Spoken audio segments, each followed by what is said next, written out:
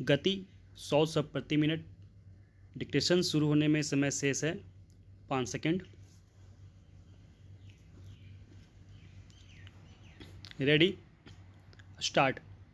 उपराष्ट्रपति पद के लिए एनडीए की ओर से पश्चिम बंगाल के राज्यपाल जगदीप धनखड़ का चयन पहली नज़र में बहुतों को चौंका सकता है।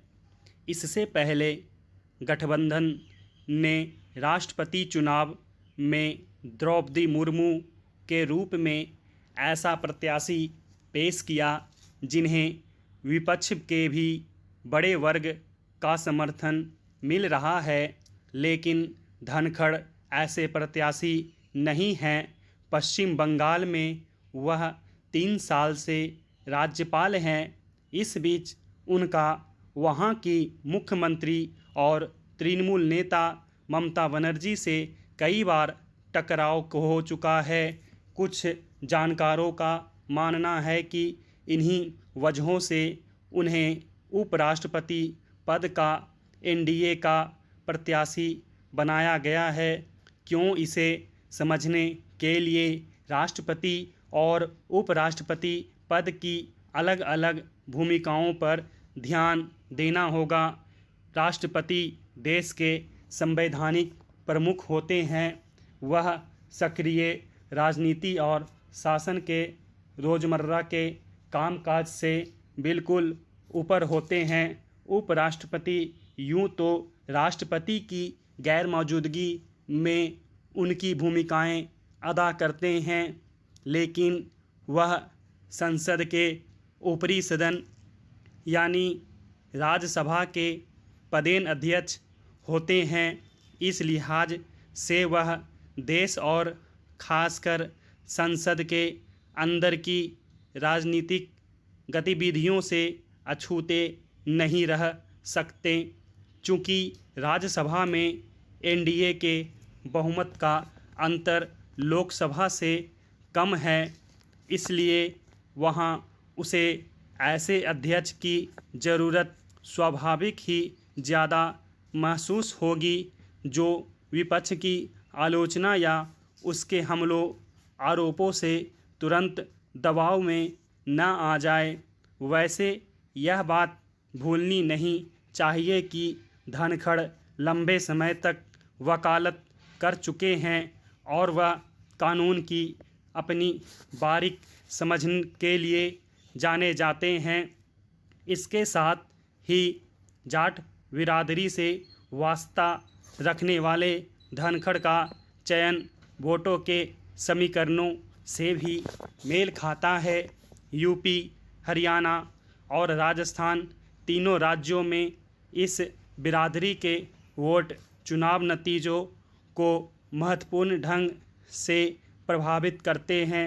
स्वाभाविक ही इस चयन को इन राज्यों में वोटों के गणित को प्रभावित करने की मंशा से बिल्कुल अलग करके नहीं देखा जा सकता। बहरहाल विपक्षी खेमे की बात करें तो उसने उपराष्ट्रपति पद के लिए प्रत्याशी चुनने की खातिर एक बैठक पिछले हफ्ते की थी, लेकिन उम्मीदवार के नाम पर कोई फैसला नहीं किया गया। वह नहीं चाहता था कि राष्ट्रपति की तरह ही इस बार भी एनडीए के प्रत्याशी के नाम की घोषणा उसे सकते में डाल दे। सो एनडीए प्रत्याशी के बारे में जान लेने के बाद रविवार को अपनी दूसरी बैठक में विपक्षी दलों ने मार्गरेट अल्वा को अपना प्रत्याशी घोषित किया। प्रत्याशियों के गुण दोषों से अलग दोनों सदनों में सत्तारूढ़ पक्ष के स्पष्ट बहुमत को देखते हुए 6 अगस्त को होने वाले चुनावों में एनडीए प्रत्याशी की जीत तय मानी जा रही है। इस लिहाज से यह भी एक सांकेतिक लड़ाई ही है, लेकिन अगर कोई भी पक्ष इसे दिलचस्प बना सका तो इसके अप्रत्याशित संकेत कुछ महत्वपूर्ण सबक जरूर दे सकते हैं। नई शिक्षा नीति एक नई ऊर्जा और गति से काम करे, इसके लिए पिछले हफ्ते वाराणसी में 3 दिनों का अखिल भारतीय शिक्षा समागम हुआ। शिक्षा के क्षेत्र में क्या चुनौतियां हैं और क्या सिद्धांत हों, इस पर यह समागम बहस का अच्छा मौका था। इस समागम के संपन्न होने के बाद क्या होगा, यह देखना अभी बाकी है। सिर्फ हायर एजुकेशन केंद्रीय शिक्षा नीति 2020 की नॉलेज इज पावर की मान्यता को ज़मीन पर उतारने के लिए सर्वविद्या की राजधानी काशी वाराणसी में अखिल भारतीय शिक्षा समागम हुआ था। समग्र शिक्षा के तहत इसमें बहस प्राइमरी और माध्यमिक शिक्षा पर भी होनी थी कि कहां-कहां उसमें ढिलाई है। यह भी पता लगता कि हमने क्या पाया है, तब जाकर समग्र चिंतन होता। मगर पूरे समागम की बहसें हायर एजुकेशन की अलग अलग चीज़ों पर ही सिमटी रही। बनी हुई है दिक्कत। यह समागम केंद्रीय शिक्षा मंत्रालय UGC और BHU की पहल पर हुआ था। इसमें देश भर से 400 से अधिक कुलपति, शिक्षाविद और शिक्षा क्षेत्र के प्रशासक आए थे।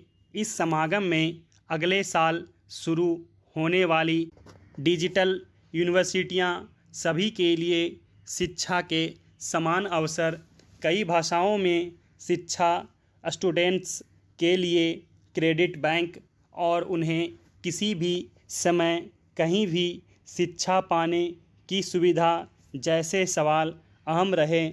इसमें जो भी समस्या और शंकाएं सामने आई, वे पूरी तरह से हल होनी बाकी है। PM का इशारा। समागम के उद्घाटन में प्रधानमंत्री नरेंद्र मोदी ने नीति के क्रियान्वयन की कई दिक्कतों और चुनौतियों की ओर इशारा किया। टीचर्स को संकुचित दायरे से बाहर निकालने, फ्यूचर रेडी युवा पीढ़ी तैयार करने और भारतीय भाषाओं को नई ऊर्जा देने पर PM ने खास चर्चा की। उन्होंने लैब टू लैंड और लैंड टू लैब के रोड मैप पर जोर दिया।